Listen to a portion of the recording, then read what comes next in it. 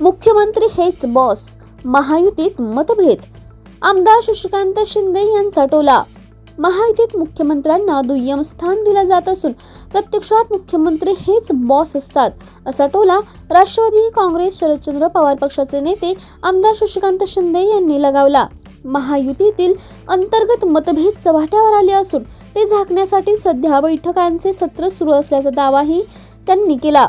सत्तेच्या रस्सीखेचामुळे राज्यातील महत्त्वाचे प्रश्न बाजूला पडण्याची शक्यताही त्यांनी व्यक्त केली आहे. सत्तेमध्ये या ठिकाणी आला नसतं. उदय सामंत जरांगे पाटील यांची भेट घेणार आहे तुमचं आंदोलन.